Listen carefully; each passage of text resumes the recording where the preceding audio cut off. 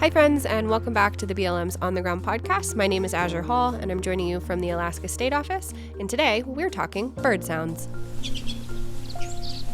Joining us today is a BLM wildlife biologist here to share some details about a very exciting project going on in BLM Alaska, funded by the Bipartisan Infrastructure Law. Erin, can you tell us a little bit about yourself? Yeah, so hi, Azure. My name is Erin Julianis, and I'm a wildlife biologist with the BLM working in Fairbanks, Alaska. Um, I work for the Central Yukon Field Office, which is the field office that manages the Dalton Highway utility corridor. Thanks so much, Erin. So today we are chatting about acoustic bird monitoring. Can you give our listeners an idea of what exactly that is?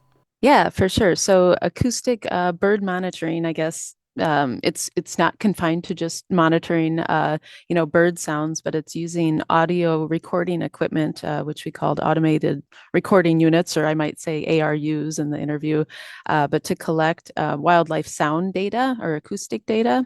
And this data, in this case, is bird songs and calls, and it can be used to do. It has all sorts of different applications. It can, be used in animal behavior studies or to monitor and inform, species conservation, or to conduct wildlife inventory work. And for us, as the BLM, we are using it to better inform our environmental analyses for our permitted activities. Very cool. So, what exactly was going on in this project area that led us to use this technology?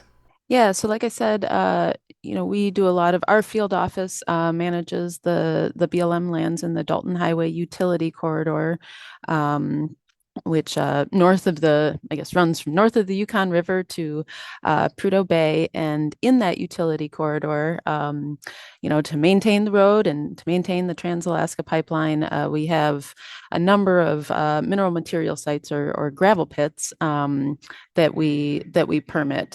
Some get a lot of use, some don't get very much use at all.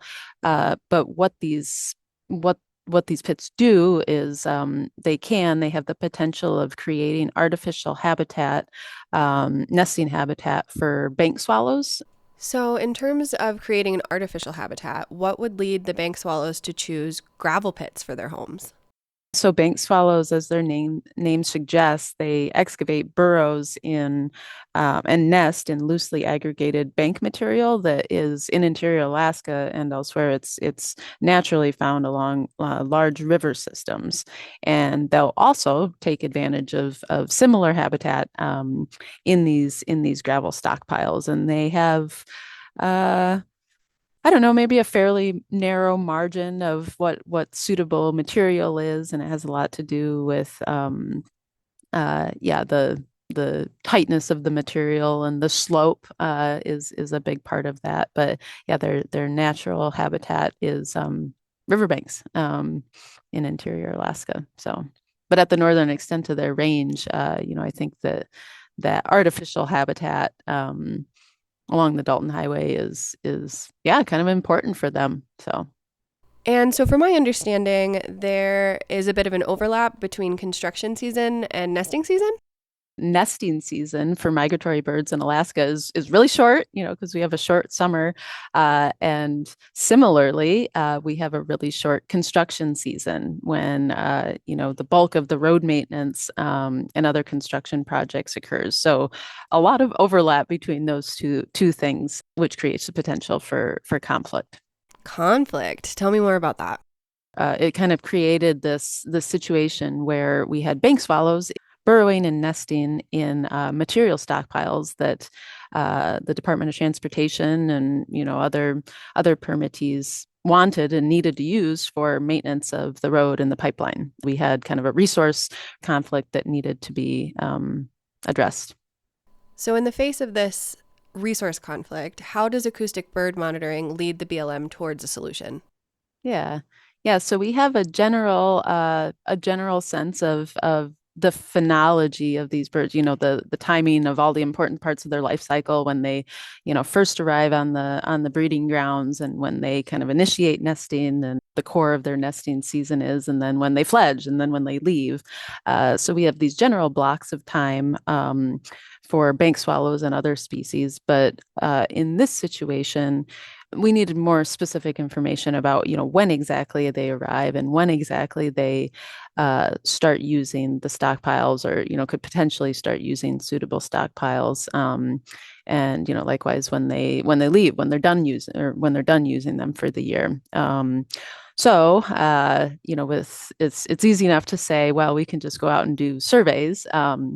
But the northernmost gravel pit, I think, that the BLM manages is almost 400 miles away. It's kind of a day's worth of driving to get to a lot of these sites, no matter how you look at it. So it's hard to pinpoint exact days when birds are showing up and when birds are nesting and then when the birds have fledged. I always say there's no substitute for actually getting out there, and getting on the ground. But this technology is really helping us get that more specific information, because we can't be everywhere at once, and we don't necessarily know what day we need to be there, to do field-based surveys. So yeah, this technology allows us to get a lot of data for multiple different sites and really hone in on a lot of that timing stuff.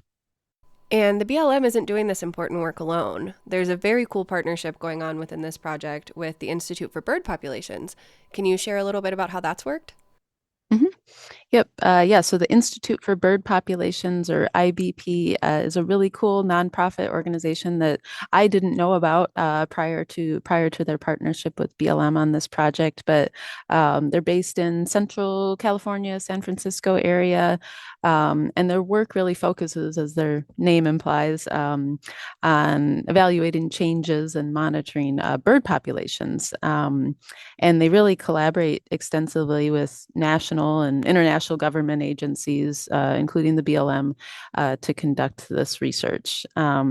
So we have a multi-year, BLM Alaska has a multi-year agreement with IBP that began in 2022. Yeah, their researchers have a lot of experience working with acoustic data, and we've been interested in using this data to support, the reviews that we're required to do, the environmental reviews we're required to do by law. So the bank swallow project is the first project we've really worked on with IVP, but there's definitely the potential and interest in expanding it to, different BLM, management issues across the state. And along with a short nesting and short construction season, there are also some restrictions coming from the Migratory Bird Treaty Act. There's been bank swallows in a handful of pits, 3 or 4 pits that we've known about for a long time. And they're these established colonies. They're these really cool colonies. It's really neat to go watch them during the nesting season. Foraging outside the colonies. But we've known about these colonies for a long time, and it's always just been kind of a chronic issue. We know that they're nesting. We know that they're, actively nesting, and we're required to comply with the Migratory Bird Treaty Act, which in part, is part of the, I guess, implementation of that in Alaska. Our policy says that we're not allowed to, or activities are not allowed to disturb active nests, or nest sites between May 1st and July 15th. So we kind of have that timing limitation that if there's an active colony of bank swallows, basically the stockpile's off limits for that chunk of time. So these established colonies, it's just kind of an issue year after year, where they're active and they're going to be off limits to extraction until July 15th. So, keeping in mind that we are still in the beginning stages of our monitoring, have we gathered any interesting data yet? Let's see. So we definitely found, I said that there are 3 or 4 really established known colonies that we've known about, but the sound monitors have detected bank swallows at more sites than we originally thought. I think it's 13 sites so far based on last field season. And, that may not mean that they're established colonies, but that they are, in fact there. And maybe they're there at the beginning of the season, kind of scouting things out, and then they move on, or something else. But it's neat to see that, yeah, there are bank swallows on the recorders at more than just those few sites. The Dalton Highway it's really this long, multi 100-mile northwest transect. And it goes through the transect goes the road goes through basically the northern extent of the bank swallows range. So I think that's scientifically pretty interesting. To see the timing of arrival of these birds and all the other species, for that matter, that are picked up on the units. But it's just a really neat opportunity to see when these birds arrive and how that differs from their arrival times at, more southerly sites. Absolutely. I'm excited to see what comes next for the project. Can you give us an idea of what the longevity looks like? Yeah, so I think that we will probably, it's to be determined, but I think we'll probably collect data for at least one more year. It would be nice to get two full field seasons to get the arrival times and the departure times. And then, as I said, this is a statewide agreement.